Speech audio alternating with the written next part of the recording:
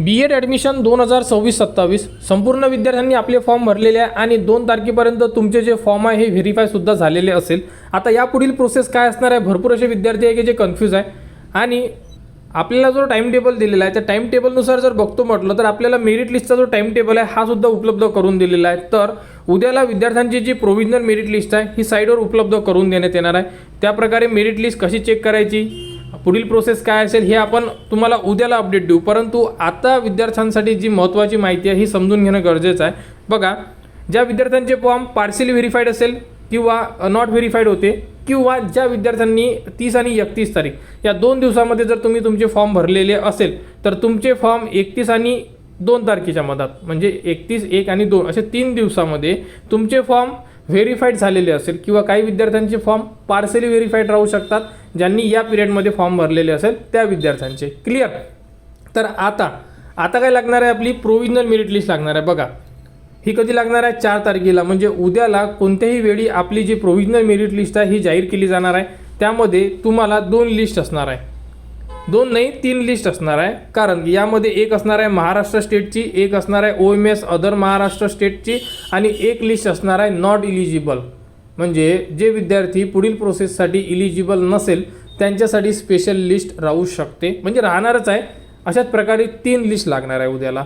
ठीक आहे. आता तुम्ही म्हणसाल सर लिस्टमध्ये काय चेक करायचं, तर लिस्टमध्ये आपल्याला संपूर्ण माहिती चेक करायला लागेल, ज्यामध्ये तुमचे नाव असू शकते, तुमचे पर्सेंटेज, तुमचे 10वी 12वी यासारखे संपूर्ण जे पर्सेंटेज असेल ते तुम्हाला चेक करायचे आहे. ठीक आहे. आणि समजा 4 तारखेला तुमची लिस्ट लागल्यानंतर माहिती चेक करा आणि जर काही हरकत असेल, तुम्हाला दुरुस्ती करायची असेल तर 4, 5 आणि 6 या 3 दिवसामध्ये तुम्ही दुरुस्ती करू शकता. एकदा तुम्ही दुरुस्ती केली की त्यासाठी परत 3 ते 4 दिवस गॅप आहे आणि त्यानंतर तुमची फायनल मेरिट लिस्ट लागेल. एकदा फायनल मेरिट लिस्ट लागली की त्यानंतर विद्यार्थी चेंजेस करू शकत नाही, कोणतीही माहिती अपडेट करू शकत नाही, कारण की त्यानंतर सुरू होणार आहे तुमचे कॅप राऊंड 1चा फॉर्म, ज्यामध्ये तुम्हाला तुमच्या आवडीचे कॉलेजेस ॲड करावे लागेल.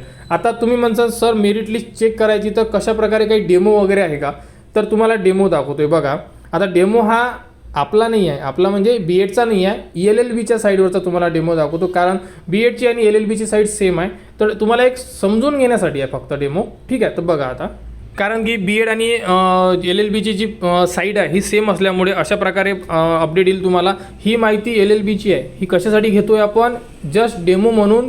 तर उद्याला तुम्हाला नेमकं काय करायचं, कशा प्रकारे चेक करायचं या संदर्भात माहिती गोळा करण्यासाठी किंवा माहिती समजून घेण्यासाठी आपण LLBची इन्फॉर्मेशन घेतोय. त्या प्रकारे तुम्ही उद्याला चेक करणार आहे. आपण तुम्हाला माहिती परत देऊ, परंतु जर अगोदरच तुम्ही प्रिपेअर असेल तर तुम्ही त्या प्रकारे चेक करू शकता. बघा, यामध्ये तुम्हाला इथे अल्फाबेटिकल लिस्टचं ऑप्शन आलेलं आहे. हे असणार आहे तुमची प्रोव्हिजनल मेरिट लिस्ट. यामध्ये बघा कशा प्रकारे लिस्ट येणार आहे तुम्हाला, तर अशा प्रकारे लिस्ट येणार आहे. बघा, पहिली लिस्ट असेल नॉट कन्सिडर इन राऊंड 1, म्हणजे जे विद्यार्थी राऊंड 1साठी आता कन्सिडर केले जाणार नाही आहे ती लिस्ट येणार आहे.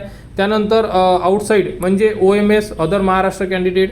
त्यानंतर हे विद्यार्थी आहे महाराष्ट्र स्टेटवाले, आणि हे विद्यार्थी आहे की ज्यांच्या फॉर्ममध्ये डिस्क्रिपन्सी काही त्रुटी आलेली आहे, ज्यांचे फॉर्म पार्सली व्हेरीफाईड असेल, अशा प्रकारे विद्यार्थ्यांची ही लिस्ट असेल. अशा 4 लिस्ट आपल्याला उपलब्ध करून देण्यात येणार आहे. ठीक आहे. आपले विद्यार्थी जर महाराष्ट्रामध्ये असेल तर तुम्ही ही लिस्ट बघू शकता एक तुमची महाराष्ट्राची, आणि जर तुमच्या फॉर्ममध्ये त्रुटी असेल, काही प्रॉब्लेम असेल तर तुम्ही ही डिस्क्रिपन्सीवाली लिस्ट बघू शकता. अशा 2 लिस्ट तुम्हाला बघायच्या आहे. अदर महाराष्ट्रवाले विद्यार्थी यामध्ये बघू शकते, आणि एखाद्या विद्यार्थ्याचं जर नाव नसेल तर तो विद्यार्थी नॉट इलिजिबल आहे का, तर तुम्ही इथे बघू शकता. जास्त करून नॉट इलिजिबल कोण आहे, ज्यांचे फॉर्म इनकम्प्लीट वगैरे आहे किंवा अनलॉक आहे ते विद्यार्थी नॉट इलिजिबल आहे. कारण जर यावरती जर क्लिक केलं तर बघू शकता तुम्ही अशा प्रकारे लिस्ट आहे. आपण एक इन्फॉर्मेशन म्हणून बघायला काही हरकत नाही आहे. अशा प्रकारे बघा, हे लिस्ट आहे. हे लिस्ट ओपन झाल्यानंतर यामध्ये बघा जास्त रिझन काय आहे, तर यामध्ये रिझन काय दिलेलं आहे, इनकम्प्लीट अप्लिकेशन फॉर्म इनकम्प्लीट, म्हणजे ज्यांचे फॉर्म इनकम्प्लीट आहेत तेच विद्यार्थी रिजेक्ट झालेले आहेत. आणि बाकीचे जर जे विद्यार्थी असेल ते विद्यार्थी समजा डिस्क्रिपन्सीमध्ये येऊ शकतात जर त्यांचं रेग्युलर जे मेरिट लिस्ट आहे त्यामध्ये नाव नसेल तर. आणि यामधून जर तुम्ही आता महाराष्ट्राची जर लिस्ट चेक करतो म्हटलं तर तुम्हाला अशा प्रकारे लिस्ट चेक करावं लागेल. यामध्ये तुम्हाला आता काय चेक करायचं बघा, कशा प्रकारे लिस्ट असेल अशा प्रकारे तुमची ही मेरिट लिस्ट असेल. ही मेरिट लिस्ट मी अजूनही सांगतो LLBची आहे, एक जस्ट डेमो म्हणून आपण संपूर्ण माहिती बघतोय. बघा, स्टार्टिंगला तुम्हाला इथे अप्लिकेशन ID दिलेला आहे, इथे तुमचे नाव देण्यात येणार, जेंडर DOB, इथे तुम्हाला तुमची कॅटेगरी दिलेली आहे. ठीक आहे. अशा प्रकारे तुमची कास्ट दिसेल, तुम्हाला चेक करणं गरजेचं आहे. त्यानंतर तुम्ही मायनॉरिटी आहात नाही आहात याबद्दलची माहिती देण्यात येणार. त्यानंतर हँडिकॅप, एक सर्व्हिसमॅन, अनाथ, त्यानंतर तुम्हाला CETमध्ये पर्सेंटेज किती आहे, PG केली असेल तर PGमध्ये मार्क्स आहे का, जर 0 आहे म्हणजे तुम्ही PG नाही केलेली आहे, ग्रॅज्युएशनचे मार्क्स, 12वीचे मार्क्स, 10वीचे मार्क्स, अशा प्रकारे संपूर्ण माहिती आहे. आणि इथे स्टेटस बघा, इथे कन्फर्म असेल म्हणजे तुमचा फॉर्म ओके आहे, 100% काही करायची गरज नाही आहे. आणि इन्फॉर्मेशन जर ओके असेल तर ओके, काही टेन्शन नाही आहे तुम्हाला. आणि समजा डिस्क्रिपन्सी हॅविंग, याचा अर्थ डॉक्युमेंट्समध्ये काहीतरी अडचण आहे ह्या विद्यार्थ्याला, तर ह्या विद्यार्थ्याचं फॉर्म जे डिस्क्रिपन्सीची लिस्ट आहे त्यामध्ये सुद्धा नाव राहू शकते. तर सेम प्रोसेसनी तुम्ही तुमची मेरिट लिस्ट चेक करू शकणार आहे. क्लिअर? अशा प्रकारे ही जी एक आपण प्रोसेस चेक केलेली आहे. आता आपण जाणार आहे आपल्या BEdच्या साईडला. तर बघा, आपण आलो आहे BEdच्या साईडला. आता आपल्याला उद्याला काय करायचं आहे, अल्फाबेटिकल जी लिस्ट आहे इथे बघा अजून काहीच अपडेट नाही आहे. क्लिअर? कोणतीही माहिती आलेली नाही इथे, कारण की लिस्ट लागलेला नाही आहे त्यामुळे.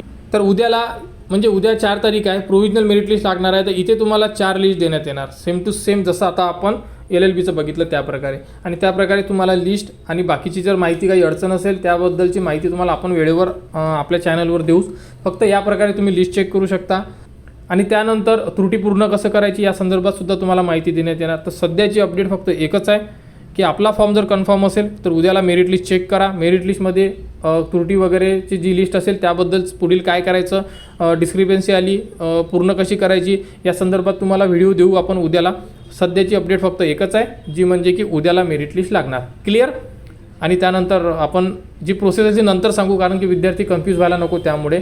तर BEd ॲडमिशन 2026-27ची ही एक अपडेट होती. यानंतर आता जी अपडेट येईल, मेरिट लिस्ट आहे, मेरिट लिस्ट कशी चेक करायची, त्यानंतर त्रुटी पूर्ण कशी करायची आणि फायनल मेरिट लिस्टमध्ये आपलं नाव कसं आणायचं या संदर्भात संपूर्ण अपडेट तुम्हाला आपल्या चॅनलवर देण्यात येणार. त्यासाठी आपल्या चॅनलच्या कनेक्टमध्ये राहा, चॅनलला सबस्क्राईब करा व हा व्हिडिओ इतरांपर्यंत शेअर करा.